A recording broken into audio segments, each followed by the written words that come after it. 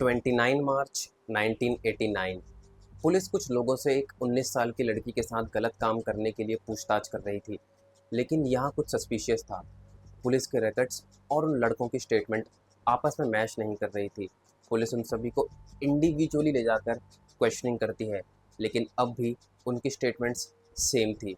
अब उनसे उसी केस के बारे में और क्वेश्चनिंग की जाती है, और जो बात सामने आती है वो बेहद दर्दनाक होती है। वो बताते हैं कि उन्होंने एक लड़की को एक 55 गैलन ड्रम के अंदर सील करके एक कंस्ट्रक्शन साइट पर डंप कर दिया है। जब पुलिस उस स्पॉट पर पहुंचती है तो उन्हें एक बैरल के अंदर एक यंग लड़की की बॉडी मिलती है। वो बॉडी 17 साल की जंको फरूटा की थी, जिसकी डेथ सीवियर पेन और टॉर्चर की वजह से हुई है। और ये कहानी ह्यूमन हिस्ट्री की सबसे दर्दनाक कहानियों में से एक बन गई। इस केस की शुरुआत जापान के मिनाटो शहर से होती है। 17 ईयर ओल्ड जंको फरूटा वहाँ अपनी फैमिली के साथ रहा करती थी। वो उसी शहर के याशियो मिनामी हाई स्कूल में पढ़ाई किया करती थी और साथ ही साथ एक प्लास्टिक मोल्डिंग फैक्ट्री में पार्ट टाइम जॉब किया करती थी, ताकि वो अपनी ग्रेजुएशन ट्रिप के लिए पैसे जमा कर सके। पर साथ ही साथ जंको एक काफ़ी अच्छी स्टूडेंट थी। वो एकेडमिक्स में अच्छी होने के साथ साथ बहुत ज़्यादा गुड लुकिंग थी, जिस वजह से वो अपने स्कूल में सेंटर ऑफ अट्रैक्शन थी। उसी शहर में 4 लोगों का एक ग्रुप था: हिरोशी मियानो, जो ओगुरा, शिंजी मिनाटो और यशुशी वातानाबे, जो वहीं के एक लोकल गैंग से जुड़े हुए थे।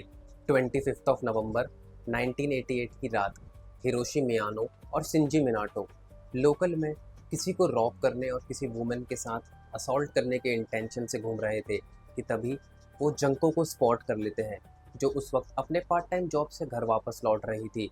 हिरोशी मियानो शिंजी मिनाटो से कहता है कि वो जाकर जंको की साइकिल पर लात मार दे, और वो उसके ऑर्डर्स को फॉलो करते हुए ऐसा ही करता है कि तभी हिरोशी मियानो जाकर जंको को हेल्प ऑफर करता है। उस मोमेंट में अपने आप को प्रॉब्लम में देखकर जंको भी हिरोशी की हेल्प लेने के लिए मान जाती है।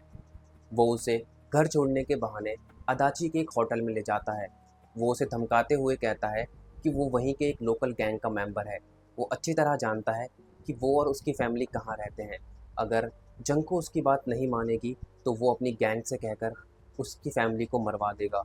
इन सभी बातों से डरकर जंको भी हिरोशी के ऑर्डर्स मानने के लिए हाँ कर देती है। उस पूरी रात हिरोशी जंको के साथ वो सभी काम करता है, हैवानियत की वो सभी हदें पार करता है जिसके बारे में हम सोच भी नहीं सकते। जब उसका मन भर जाता है, वो अपने बाकी के दोस्तों को बुलाकर भी जंको के साथ वही सब करवाता है। इस इंसिडेंट के बाद वो सभी जंको को छोड़ने वाले थे, लेकिन तभी उनका मन बदल गया। वो सोचते हैं कि छूटने के बाद जंको उन सभी के बारे में जाकर पुलिस को बता देगी। वो उसे शिंजी मिनाटो के घर पर ले जाते हैं। वो कहते हैं कि वो लड़की शिंजी मिनाटो की गर्लफ्रेंड है। शिंजी के पेरेंट्स ये बात अच्छी तरह जानते थे कि वो लड़की शिंजी की गर्लफ्रेंड नहीं है, लेकिन अपने बेटे के लोकल गैंगस्टर्स के साथ लिंक होने की वजह से वो खुद भी डरे हुए थे। वो चुपचाप सहते रहते। वो सहमे हुए थे कि कहीं उनका बेटा उन्हीं के अगेंस्ट कुछ ना कर दे। और उनकी इसी चुप्पी की वजह से शुरू हुई 44 दिनों तक जंको के नर्क में रहने की ये कहानी। अगले कुछ हफ्तों तक वो सभी जंको के साथ लगातार गलत काम करते हैं, और जब उनका मन भर जाता है वो अपने दोस्तों, यहाँ तक कि अपने दूर के दोस्तों तक को उसके साथ ये सब करने के लिए बुलाते हैं। एक फिगर रिपोर्ट किया जाता है कि इस पूरे टाइमलाइन के दौरान जंको के साथ रिपोर्टेडली 100 से ज़्यादा लोगों ने ये सब किया था। जंको के मिसिंग होने के 3 दिनों के बाद उसके पेरेंट्स ने मिसिंग रिपोर्ट लिखवाई, पर कहीं से ये बात उन लोगों को पता चल गई। वो लोग जंको से उसके पेरेंट्स को कॉल करवाते हैं और उसे फोर्स करवाकर ये बुलवाते हैं कि वो घर से भागकर किसी के साथ आई हुई है, वो जहाँ भी है खुश है, प्लीज़ उसे ढूंढना ना जाए और उसकी मिसिंग रिपोर्ट को विड्रॉ कर लिया जाए।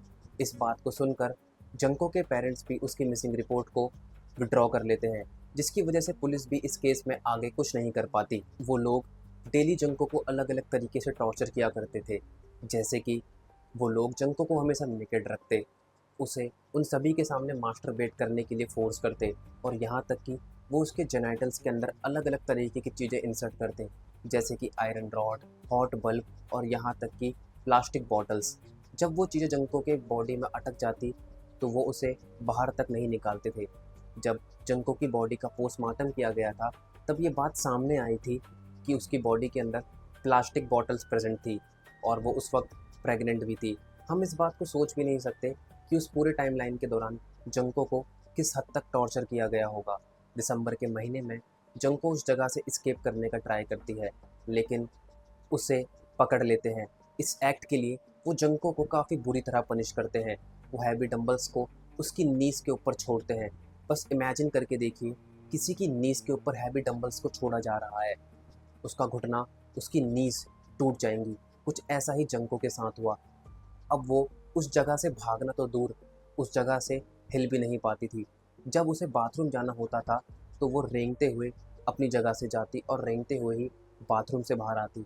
कई बार तो ऐसा होता कि वो बाथरूम तक भी नहीं पहुंच पाती, जिस वजह से वो कई बार अपनी जगह पर ही टॉयलेट कर दिया करती थी और इस बात से नाराज़ होकर वो लोग जंको को और पीटा करते थे।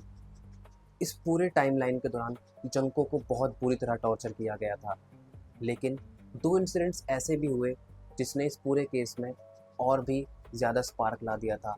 कई बार नेबर्स ने इस बात को नोटिस किया, पर किसी ने भी पुलिस को इस बात के लिए रिपोर्ट तक नहीं किया, क्योंकि वो लोग भी शिंजी मिनाटो के गैंगस्टर लिंक से डरते थे, जिस वजह से जंको का दर्द और बढ़ता गया। वो अब भीख मांगने लगी थी कि वो उसे जान से मार दे।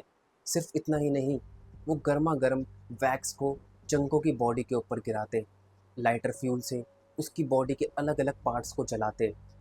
वो उसे ठीक तरह से खाना तक नहीं देते थे। वो उसे उसी का यूरिन पीने के लिए मजबूर करते और जब जंको मना करती तो वो उसे पूरी तरह पीटते। जब उन सभी को इंटेरोगेट किया गया था तब उन लोगों ने ये बात तक बताई थी कि वो जंको को रात की कड़कती हुई ठंड में बिना कपड़ों के बाहर छोड़ देते थे और कई बार तो वो उसे रेफ्रिजरेटर के अंदर तक बंद कर देते थे। जंको को ठीक तरह से खाना ना मिल पाने की वजह से उसकी बॉडी काफ़ी ज़्यादा कमज़ोर हो चुकी थी। वो अब काफ़ी ज़्यादा अलग दिखने लगी थी। अलग इन द सेंस, अब वो इतनी ज़्यादा अट्रैक्टिव नहीं दिख रही थी। उसे पूरी तरह पीटा गया था, उसे काफ़ी टॉर्चर किया गया था, जिससे उसकी पूरी बॉडी पर बहुत सारे घाव हो गए थे और अब उसके वो घाव भरने भी बंद हो गए थे, जिस वजह से उसकी बॉडी में से बॉडी फ्लूइड और ब्लड गिरता रहता था। इसके बाद भी वो लोग जंको को टॉर्चर करना बंद नहीं करते थे। आखिर इंसान इतना बुरा क्यों होता है? कैन वी इवन इमेजिन, किसी को लगातार 44 दिनों के लिए टॉर्चर किया गया था। ऑन द नाइट ऑफ 4 जनवरी 1989 हिरोशी मियानो गैम्बलिंग में अपने सारे पैसे हार जाता है और इस बात का सारा गुस्सा वो जंको पर उतारने का डिसाइड करता है। वो घर आकर उसे पूरी तरह पीटता है, वो उसे लगातार मारता है और एट द एंड वो उसे फायर में छोड़ देता है। जंको उस जगह से निकलने की कोशिश करती है, पर उसकी बॉडी इतनी कमज़ोर हो चुकी थी कि वो वहाँ से हिल तक नहीं पा रही थी। जंको अपनी आखिरी सांस लेती है। उन लोगों का क्राइम पकड़ा ना जाए, इस डर से वो लोग जंको की बॉडी को एक 55 गैलन ड्रम के अंदर सीमेंट से सील करके टोक्यो के वकासाओ के एक कंस्ट्रक्शन साइट पर डंप कर देते हैं।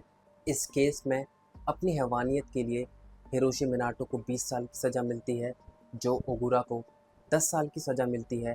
शिंजी मिनाटो को 9 साल के लिए जेल भेजा जाता है और यासुशी वातानाबे को 7 साल की सज़ा सुनाई जाती है। इस केस ने पूरे जापान में एक आउटरेज पैदा कर दिया था। उन सभी को बस जुवेनाइल होने की वजह से उनकी इस हैवानियत के बावजूद भी डेथ सेंटेंस नहीं दिया गया। यहाँ तक कि कोर्ट ने तो उन सभी की पहचान को छुपाने का भी ट्राई किया, पर एक जापानीज़ मैगज़ीन ने उन सभी की पहचान को सबके सामने लाकर उजागर किया। Dear girls, I just want to say, don't trust on anyone until you know him properly, guys. And if you like this kind of video, please subscribe and definitely like this video. आप मुझे ये भी बता सकते हैं कि आपको किस तरह की स्टोरीज देखना पसंद है, so I will include them in upcoming videos. I will see you in the next one. Bye bye.